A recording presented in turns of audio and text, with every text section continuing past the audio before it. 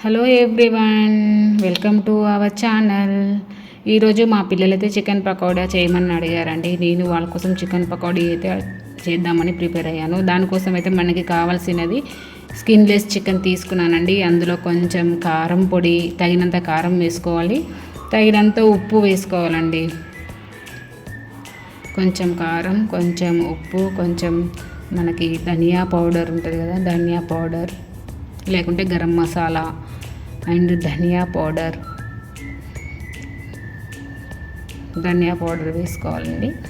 ఇంకా నెక్స్ట్ వచ్చేసి మన మిరియాల పొడి, జీరా పొడి, అన్ని పొడులు వేసుకోవచ్చండి. మనకి రుచి బాగుండాలంటే అన్ని పొడులు వేసుకోవాలండి. చాలా చాలా చాలా టేస్టీగా ఉంటుంది. పిల్లలు కూడా కొంచెం ఇష్టంగా తింటారు. అల్లం పేస్ట్ కూడా వేసుకోవాలండి, అల్లం వెల్లుల్లి పేస్ట్ అన్నీ వేసి బాగా కలుపుకోవాలండి. చాలా టేస్ట్గా ఉంటుందండి. కొంచెం కారం తగ్గించుకుంటే పిల్లలు చాలా ఇష్టంగా తింటారనమాట. ఇప్పుడు ఈ మసాలాలు అన్నీ పట్టేలాగా మనం అయితే బాగా కలుపుకోవాలి.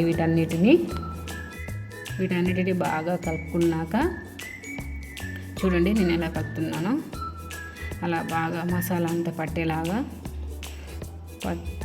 కలుపుకోవాలండి. నేనైతే రెండు లెగ్ పీసులు అయితే తీసుకున్నాను, మా పిల్లలకి ఇష్టమని. మీ ఇష్టం అండి, లెగ్ పీసులు వేసుకోవచ్చు, చిన్న చిన్న పీసులు కూడా వేసుకోవచ్చు అండి.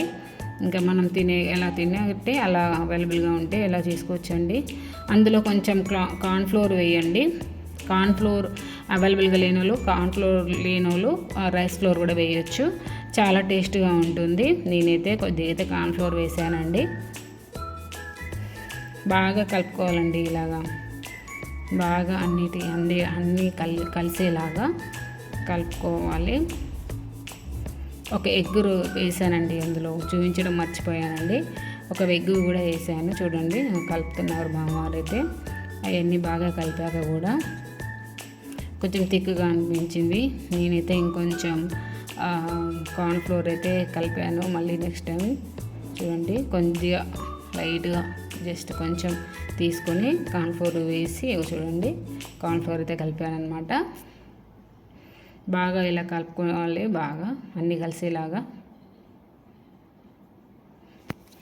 ఇలా ఈ విధంగా చూపించిన విధంగా కలుపుకొని ఒక్కొక్క పీస్ని తీసుకొని, నేనైతే ఫస్ట్ లెగ్ పీస్లు అయితే డీప్ ఫ్రై చేశానండి. బాండీలో ఆయిల్ వేసి మీడియం ఫ్లేమ్లో పెట్టుకొని కాల్చుకోవాలండి, డీప్ ఫ్రై చేసుకోవాలండి. ఆయిల్ హీట్ ఎక్కిన చూసి వన్ పీస్ అలా, అవి లెగ్ పీసులు కాబట్టి వన్ పీస్ వేసాను. చిన్న చిన్న పీసులు అయితే అన్నీ ఒకసారి వేయచ్చు అనమాట. ఇలా లెగ్ పీసులు బాగా డీప్ ఫ్రై అయ్యేదాకా కాల్చుకోవాలండి, లేకుంటే లోపల బాగా పచ్చిగా ఉండిపోతుంది అనమాట.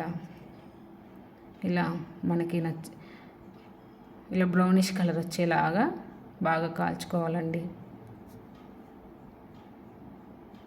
చూడండి ఇలా బాగా లోపల ఉడికేలాగా కాల్చుకోవాలి. అది అయిపోయాక నెక్స్ట్ ఉంది కదా మిగతా అది కూడా వేసి నేను బాగా బ్రౌనిష్ కలర్ వచ్చేలాగా డీప్ ఫ్రై అయితే చేశాను అనమాట. ఇలా సిమ్లో కాదు మీడియంలో పెట్టి గ్యాస్ చేసుకోవాలండి డీప్ ఫ్రై. చాలా బాగుంటుంది, పిల్లలైతే చాలా ఇష్టంగా తింటారు. మా పిల్లలకైతే చాలా నచ్చింది. థ్యాంక్ యూ ఫర్ వాచింగ్ అండి. Thank you for watching. Bye.